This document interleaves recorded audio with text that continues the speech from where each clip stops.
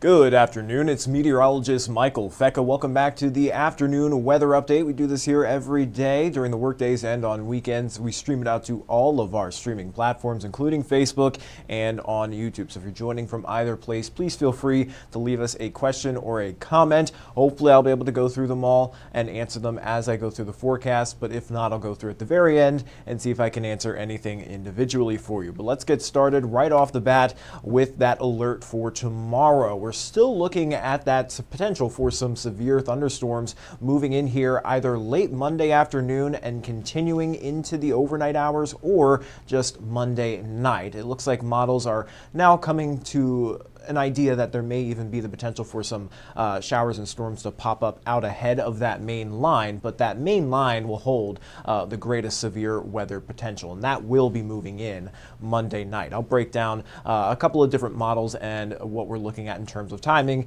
in just a moment, but we're expecting mainly a damaging wind and the potential for some tornadoes embedded within that line of storms. And the Storm Prediction Center maintains that slight to enhanced risk of severe storms across the tri-state. They have scaled it back a touch to the west here. Yesterday, most of the tri-state was pretty much included with the exception of far southeastern corner of the tri-state. And now it looks like areas like Jasper, Tell City, down towards Hartford are in that level 2 threat. But I think at this point, it doesn't really matter whether you're on this side of the contour or that side. We're all expecting some severe thunderstorm potential here as we go through Monday night. More so even farther off to our west and to our north. We think that as these lines of storms get together, they'll be weakening as they push into the tri-state, but how much are they weakening versus if they even strengthen is still something we'll have to kind of comb through here through tonight and into tomorrow. But overall,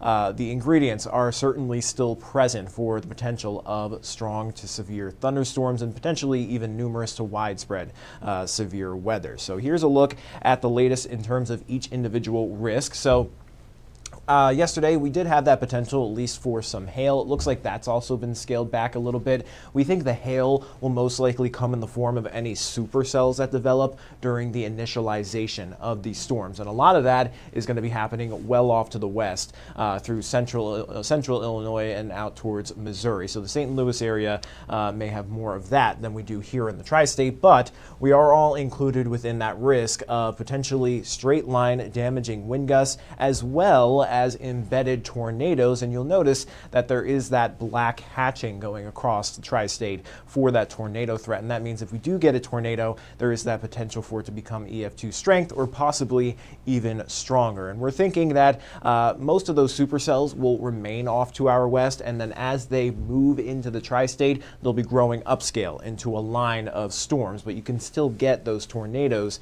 embedded within the leading edge of those lines of storms. So that's kind of the threats that we're facing here. And, there is that marginal risk for some flooding, but we've been so dry recently, the grounds will be able to handle a good bit of rainfall. And it's not like these storms are going to be moving slowly. They are going to be pretty fast here as they move in from west to east. So let me take you through a couple of the models here to get a better idea on timing. A lot of the models have started to come together on an idea that there may be that potential for some pop-up showers and storms ahead of that main line, which may make the timeline a little bit messier here. So here's one of the models. This is our in-house model, the graph model. It usually does a pretty good job at this range in the forecast, around 24 to 36 hours out.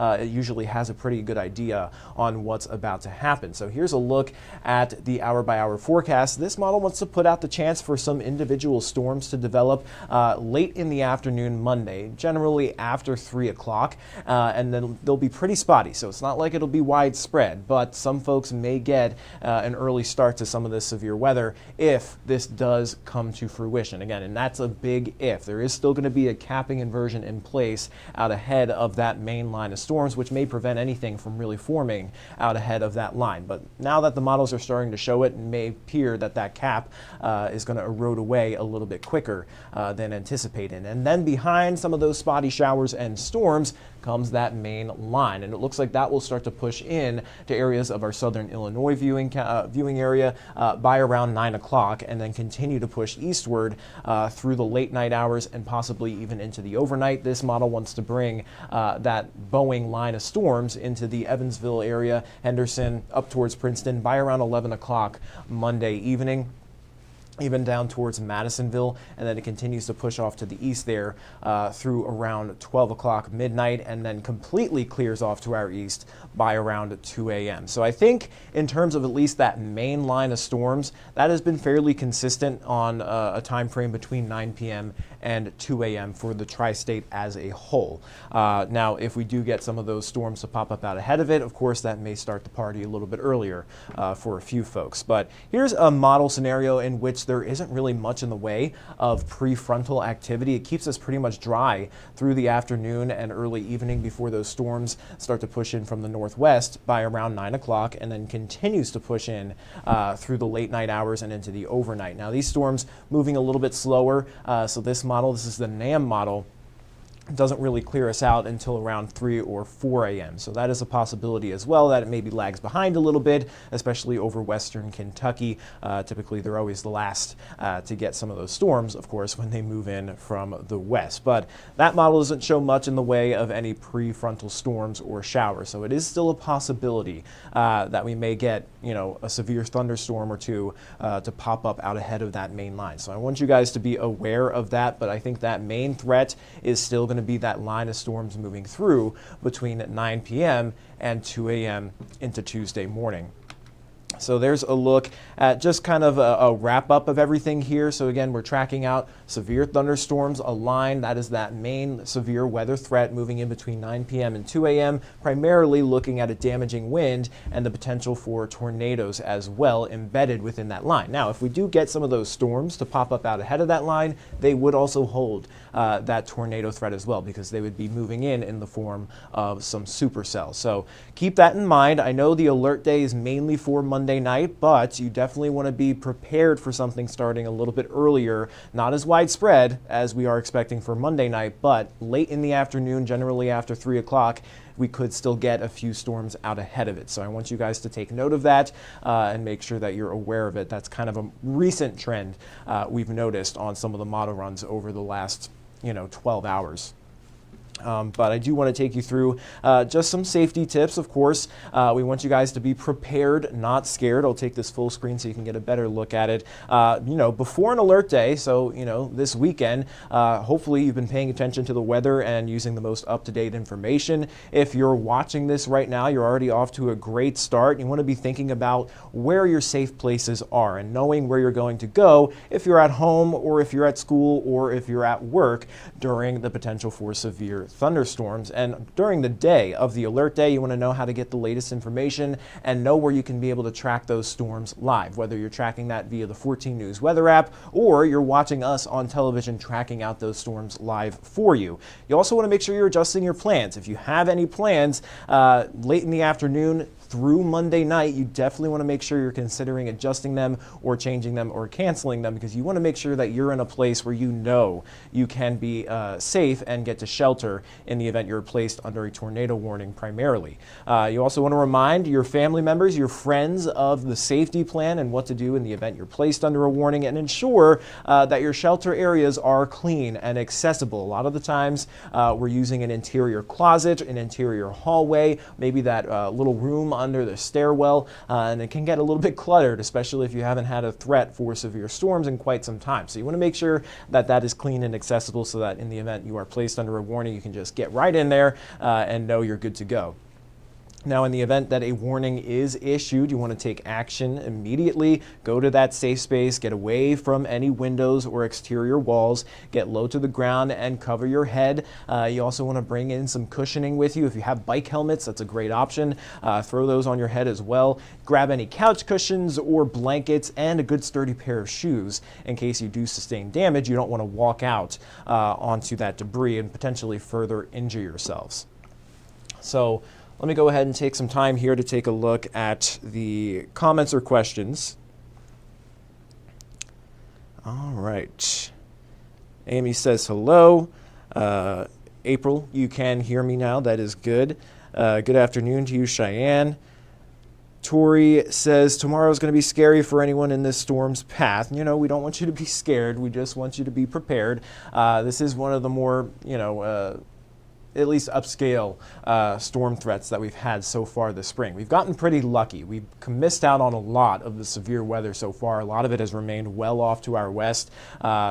In the central plains. But these storms will be forming farther off to our west, and I still think that's where the greatest severe weather potential is, but they will be moving in from the west and hopefully decaying a little bit as they get here. That's why we kind of see that drop off from that enhanced risk to a slight risk for the eastern half of the tri-state. But regardless, you're still going to get some rambunctious weather potentially Monday afternoon and then continuing into the overnight hours. Let's see. Stacy asking about timing. That I can answer for you. It is still a little bit fuzzy at this time. However, the main line of storms, and I think that's going to be the greatest widespread severe weather potential, that should be moving in Monday night, 9 p.m. through 2 a.m. However, some of the models have started to trend in a way that shows the potential for some pop-ups earlier in the day. So by late afternoon, generally after 3 o'clock, this is when this model wants to put out a few of those isolated storms, which could also hold that severe weather potential. They won't be for everybody, and they're not going to be as widespread as that main line, but it could definitely still mess up some plans and disrupt some things out there. She was asking specifically about picking kids up from school. So depending on where you are, it really just depends on your location and if those storms actually form. And again, that is a big if for those prefrontal storms, because there is going to be that cap in place. So it may start as early for a few folks as 3 p.m., but I think all of us will be kind of getting into the thick of things between 9 p.m. and 2 a.m. on Tuesday morning before this all kind of settles down and clears off to our east. Zach Seitz asking if the main threat for Evansville is damaging winds. And yeah, I do think that is our main threat. You can see we're sitting at that 45% risk for the majority of the tri-state for the potential of 60 to 70 mile per hour damaging winds. But tornadoes are a very close second here. You know, oftentimes when we get these lines of storms to move in here, there's always a kink in that line, and that's where we oftentimes get that spin up. And in this case, we have the potential for EF2 strength or greater. That's what those black hatch marks mean that you're seeing there on that tornado risk map.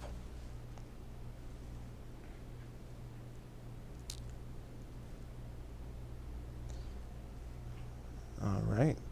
Yes, Henderson EOC giving great tips in the comments there, having more than one source for weather notifications and NOAA weather radio, TV, and weather apps. Yes, those are all extremely important. You want to make sure you have more than one way to receive those warnings, especially with these storms moving through late in the night.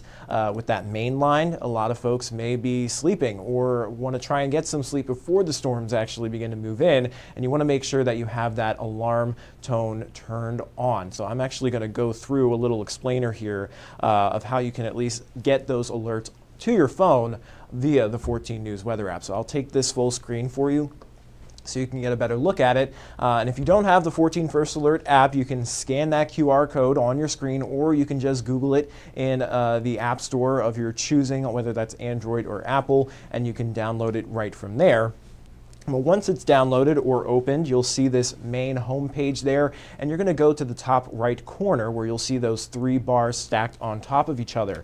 That'll take you to a settings page where you're able to select that cogwheel settings, and then you'll get into there, and that's where you'll see a few options. You'll see that 14 First Alert toggle there. You want to make sure you're turning that on. That'll turn green once it's turned on. And then you want to go down to weather notification types. This is where you'll actually get or enable all of the alerts, whether they're for severe storms, flooding, wind, winter weather, heat, tropical, marine, or other. You just want to go ahead and turn them all on. You want to enable notifications for a location. We recommend that you just select that follow me option there by clicking on the 3 dots on the right, and you can enable locations or enable notifications for your specific location. So no matter where you are, whether you're displaced from your home and you're an hour away or just a few minutes away, it's it's going to track where you are and give you the most relevant warning and watch information for your current location. So that's always just the best option, especially for these events. Now, once those have all turned on, you'll notice that they turn bright green. That means you're enabled all of those notifications for weather and watches and warnings. So then you'll go back. You'll hit that arrow back in the top left corner, and then you want to go down to notification sounds. This is a very important piece. This is kind of what Henderson EOC was touching on. You want to have multiple ways to receive warnings, but with this moving in at night, you want to make sure you're actually able to hear those warnings. So having this turned on will ensure that a sound plays when a warning is issued. And you want to make sure that you have your phone turned on and it's not on mute. Otherwise, no sounds will eventually play. So you definitely want to make sure you're taking that into consideration. And in addition to the 14 First Alert weather app, you want to make sure that you have another way to receive it. A NOAA weather radio is a great way to get those notifications as well. That'll certainly wake you up. We just want you guys to be the most prepared that you can be. Kristen's planning a nice night. She says, time to stock up on Busch Light Apple and sit outside to watch these storms. I'm not going to recommend that, but I also can't tell you what to do. I would not be sitting outside watching these storms. I would take them more seriously and make sure that you have a way to be safe as these storms roll through. But that is kind of the gist on the severe weather threat for Monday. I am going to go and continue on with the forecast here through the rest of the work week, which does hold another potential for some severe weather. Not as great as what we're expecting on Monday, but we do have another round of showers and storms that are going to be moving through Tuesday evening and into Wednesday morning. So behind that system, then we'll finally dry out and cool down through the middle and end of the work week. So let me take you through Tuesday night. Not as big or widespread here, but we'll have that chance for a few more thunderstorms moving through Tuesday evening, and then they'll kind of clear out of here before midnight Tuesday. So again, not as much of a severe weather threat with it, but there is the potential that we see a marginal to slight risk of some severe storms. The greatest risk will be across portions of western Kentucky there. That's where they're sitting at that level 2 out of 5 slight risk for severe storms. The rest of the tri-state, mainly north of the Ohio River, sitting at that level 1 marginal risk for severe weather. So isolated to a few storms are possible that may be strong to severe. So that is Tuesday's storm risk, but I definitely want to just to keep the focus here on Monday because that is the more immediate threat. We don't currently have an alert day in effect for Tuesday because we don't want to confuse things, but keep that in mind. We may end up popping an alert for Tuesday night if that potential for storms continues to grow for Tuesday evening. But as of now, we'll just keep it as is.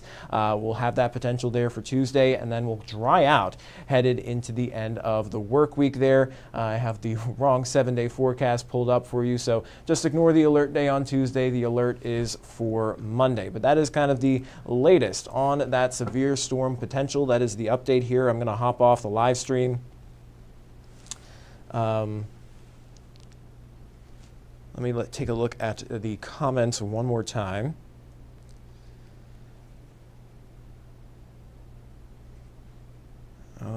I'm not seeing any other questions, so that's good news. But also keep an eye out for storm shelters. For those of you who live in maybe mobile homes that aren't as sturdy or safe during severe weather events, you definitely want to be thinking about where you want to take shelter. Maybe even prefer sleeping somewhere else that night because these storms are going to be rolling in pretty late. You want to make sure that you have a safe place to go to. So you want to be making those arrangements now as opposed to tomorrow, so that all your ducks are in a row and that you're prepared and not in a rush for anything.